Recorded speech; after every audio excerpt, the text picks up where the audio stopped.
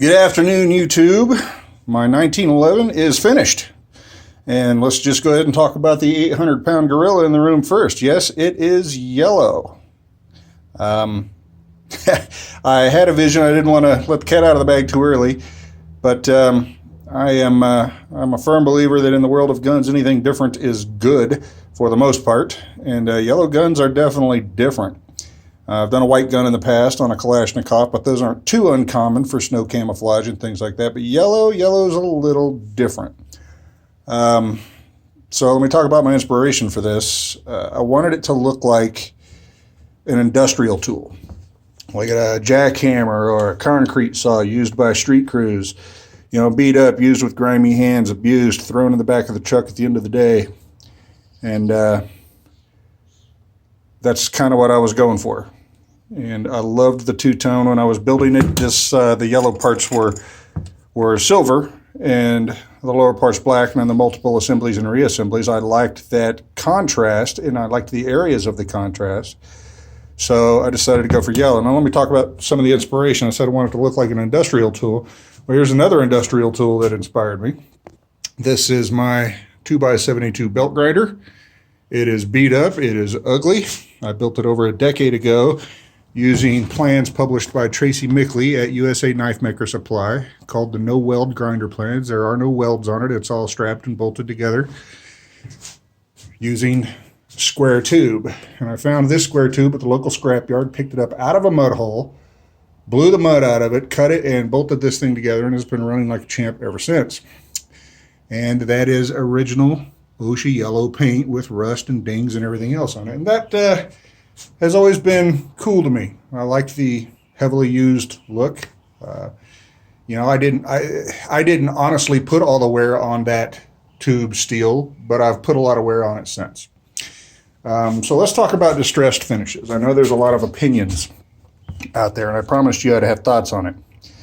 You know, there's a lot of guys that have strong opinions about the quote-unquote battle-worn finish and their disdain for it because it's something akin to stolen valor. Well, that, in my humble opinion, is just ridiculous. Think about a private who is brand new to the military and goes into theater of combat and is issued a rifle, and that rifle's been there a long time and it's got a lot of wear on it, and he's carrying it around. Is that stolen valor? No. Is that honestly acquired wear? Maybe. Maybe that wear was acquired in battle. Maybe that wear was acquired at a training base at Fort Dix, New Jersey, or something like that. Hard to tell. In the world of antique firearms, particularly military firearms, wear is desirable. The worst thing you can do to protect the value of a gun is to refinish it. So they want that wear on it. Now this, nobody would ever mistake this for a gun carried in combat. It's not representing that. It's representing an old grimy beat up spare parts gun that I just put together and did some modifications on, and that's exactly what it is. And this kind of artificially induced wear exists everywhere in our society. Who owns a pair of blue jeans that are dark indigo blue? Nobody. You buy them pre-washed, you buy them pre-faded, stone-washed. You can get them pre-worn, you can get them with holes in them. Same way with ball caps, guys. You can get those with frayed edges on the bill. Distressed leather jackets, cowboy boots, furniture, distressed leather chairs, and just everything, antique furniture, wooden furniture that's painted and then scuffed with sandpaper to look distressed. I have a friend in Fayetteville, Arkansas. He owns a store named Weathered Goods. They make a living selling goods with artificial wear on it. So this isn't out of the realm of acceptability. So that's just my 2 cents. You feel free to disagree and put your comments below, but I dig it. I think it's awesome. The frame of this gun had a parkerized finish on it. It was a brand new Rock Island frame. I sprayed it and distressed it, and I realized earlier in the films I had done some grinding to it to change the contours, and I let some of that steel come through. Now that's not silver paint underneath, that's actual metal that I've worked it down to. You can see the yellow paint with the black distressing paint, and I've worked all the edges. Now I originally prepared these edges for finished and rounded them off so that finish would be prepared, and then I totally abandoned that idea and wore them off anyway because I liked the look. So let's talk about what I used to do it. That's right, Krylon. I chose a gloss yellow and a black with a satin, thinking that different textures would add to the effect. But then as I'm distressing it and wiping it with a paper towel with some acetone on it in order to get this effect, I realized that acetone was wiping off the gloss and was changing the nature of the satin. So it came out with all these cool textures anyway that I didn't intend. And it just added to the effect. I didn't want a brand new looking frame with this distressed slide and beaver tail. So I'm digging it. I like the way it turned out. Get some light on it. It highlighted the stamped in wording on the slide. It highlighted the part number. So it was cool. It was my first attempt at this kind of finish. I will likely do it again in the future because it turned out well. I used no Scotch-Brite.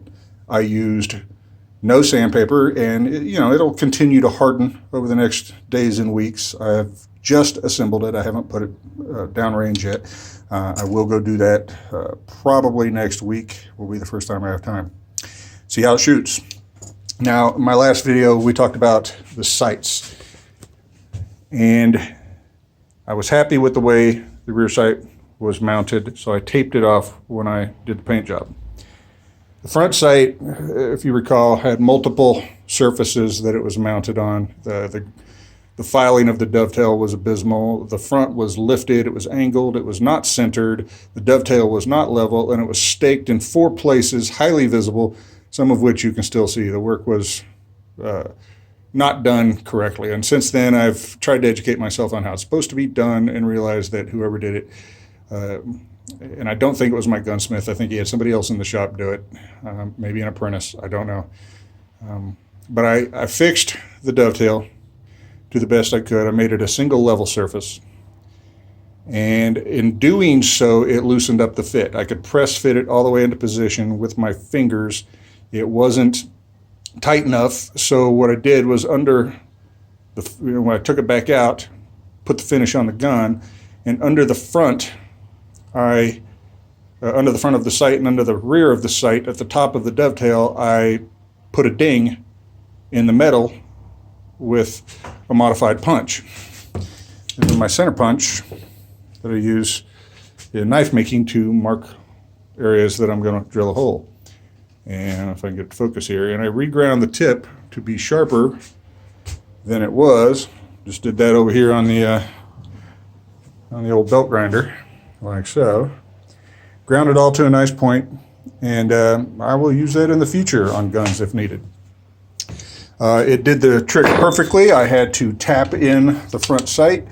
It went in just the right amount by hand. I tapped it in with a piece of square brass rod, and it is centered. It's nice and tight. It's not Loctited, and we'll see how it goes.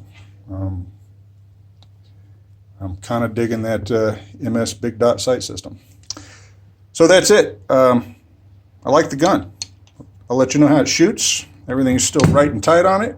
Nothing rattles. The slide is awesomely tight.